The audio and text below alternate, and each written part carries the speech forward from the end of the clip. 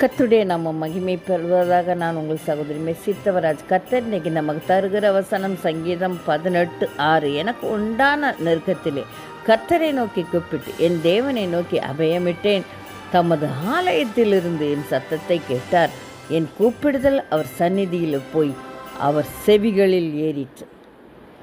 ஆமாங்க, தாவீது ராஜா எத்தனையோ இக்கட்டுகளில் மாட்டிக்கொள்ளுகிற வேளையில் கர்த்தரை நோக்கி கூப்பிட்டார். என்ன காரணம்னு சொல்ல போனால் சவுல், அப்சலோம், இன்னும் பல சத்துருக்கள் நிமித்தம் தாவீது ராஜா அடிக்கடி நெருக்கப்படுகிற அந்த நேரங்களில் தேவனிடத்தில் அவன் அபயமிடுகிற வேளையில், அவன் விண்ணப்பிக்கிற வேளையில் கர்த்தர் செவி கொடுத்து அவனை விசாலத்தில் நடக்க விடுகிறார்.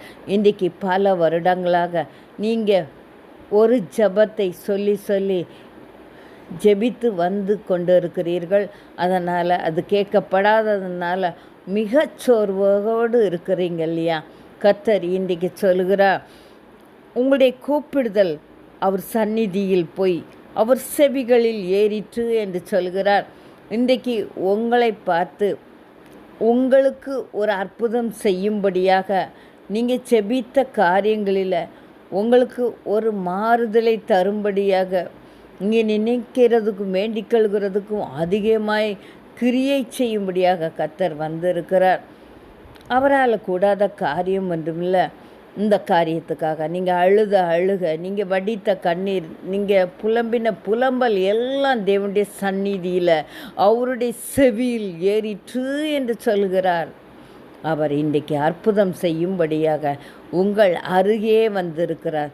விசுவாசிங்க, கர்த்தரால் கூடாத காரியம் ஒன்றுமே இல்லை. ஒரு இந்து குடும்பத்தில் பிறந்த நான் தேவனுடைய அன்பை ருசி பார்த்தேன். அதன் பின்பு ஒரு 3 வருட இடைவெளிக்குள்ளாக எனது தாயார், இன்னும் 2 சகோதரர்கள் இப்படியாய் மரணத்தில் பறிகொடுத்தேன்.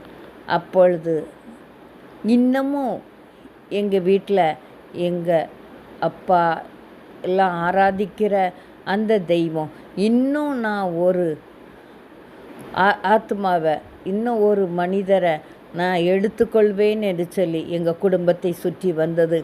அதனால் மிகவும் வேதனையோடு கண்ணீரோடு தேவனிடத்தில், ஆண்டவரே எங்களுக்கு இறங்கும் சொல்லி நான் கதறின வேளையில் கர்த்தர் என் ஜெபத்தை கேட்டு பல வருடங்களுக்கு இனி உன் வீட்டில் சிறு வயது முதல் பெரியவர் வரைக்கும் எந்த ஒரு மனுஷரையும் இனி எதுவும் தொடாது என்று சொல்லி வாக்கருளினார். பல வருடங்களுக்கு உங்கள் வீட்டில் மரணம் இருப்பதில்லை என்று சொல்லி வாக்கருளினார். அதே போல் பல வருடங்கள் எந்த ஒரு மரணமும் இல்லை. அவ்வாறு கர்த்தர் எங்களை காத்து வந்தார். இன்றைக்கு இதை கேட்டுக்கொண்டு இருக்கிற சகோதரி சகோதரி, கர்த்தர் உங்களுக்கு உங்கள் மத்தியில் உங்கள் ஜெபத்தை கேட்டு உங்களுக்கு பதிலளிக்கும்படியாக கடந்து வந்திருக்கிறார். அதை விசுவாசித்து இந்த வார்த்தைகளை பெற்றுக்கொள்ளுங்கள். கர்த்தர் தாம் இந்த வார்த்தையை ஆசீர்வதிப்பாராக. ஆமென்.